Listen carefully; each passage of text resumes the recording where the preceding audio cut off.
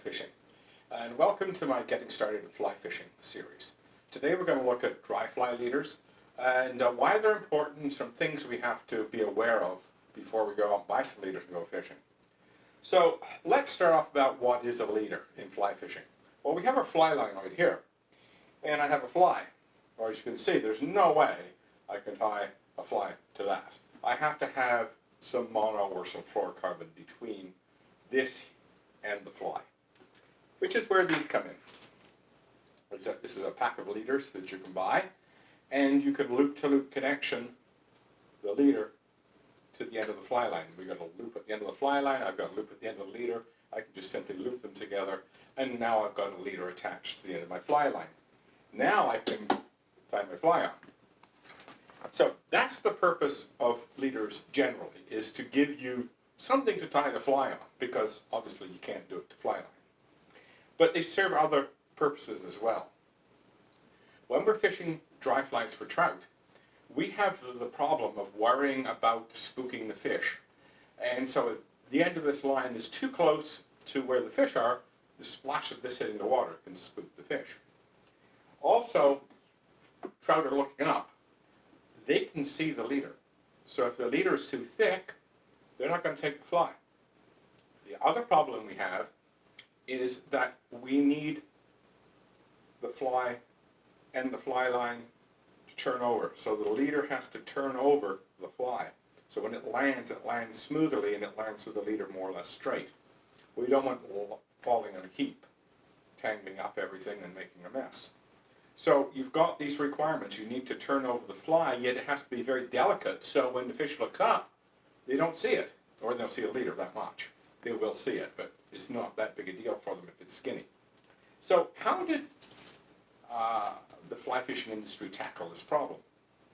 Well, as you've seen my video on fly lines, you know there's a taper in this fly line to help with the turnover, smooth turnover. Well, there's a taper in these things too. This leader is 9 foot long, and about roughly the back half to roughly is straight mono, thick mono, somewhere around about 50-80 pound test. It's really thick. And then it tapers down, and then it's got a long, straight, skinny bit. That long, straight, skinny bit is called the tippet, and that's the bit that goes over the trout, and that's the bit that has to be really skinny so the trout doesn't see it.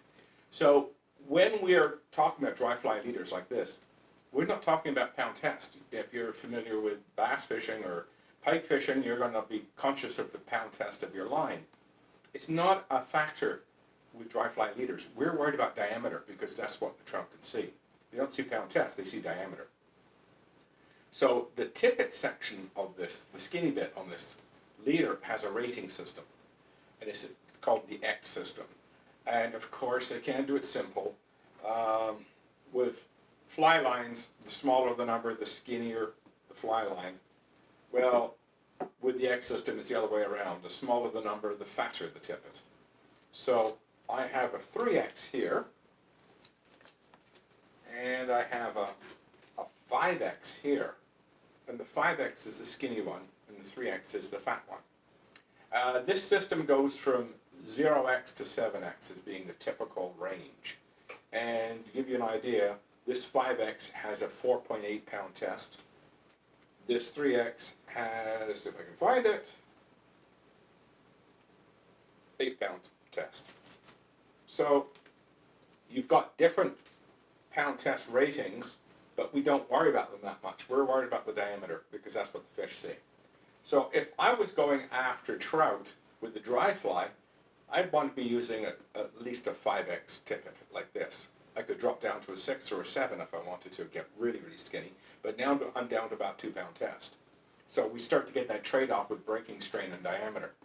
Also, if you've got a large dry fly, this one is not very large, but if you've got a large dry fly, it's very bushy, and you try to turn that over, you'll find that these really skinny leaders won't do it. So 7X won't turn over a really bushy fly.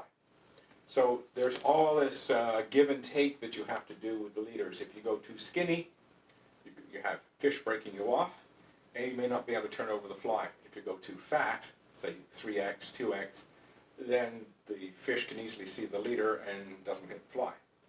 So as fly fishers, we're always doing this kind of trade-off between the diameter and the breaking strain and the turnover. It's always that yin and yang going on that you try to deal with. You know, if you're dealing with a lot of wind, for example, that skinny leader is going to struggle in wind. You might have to go to a little fatter.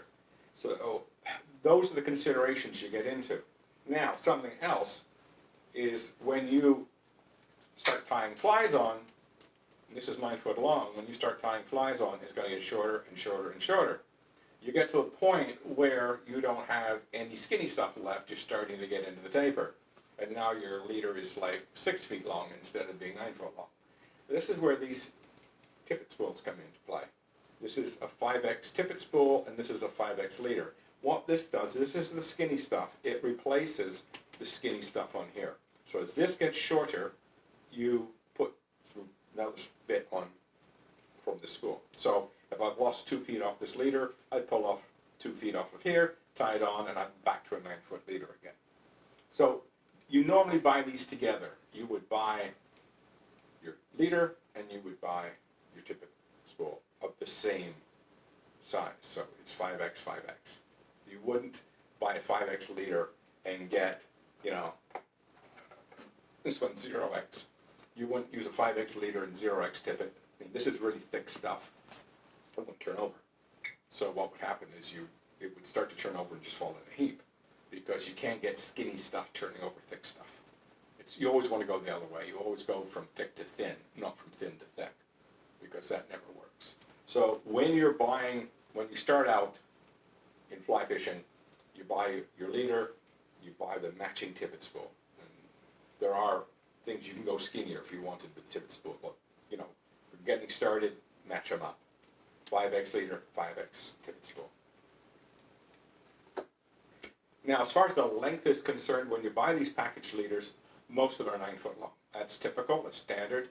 And the general rule, and it's a very, very loose general rule, is that the length of the leader matches the length of the rod.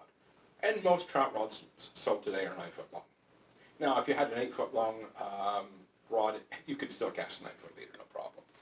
It's not that hard and fast a rule. I mean, you could cast a longer leader, you can cast a shorter leader.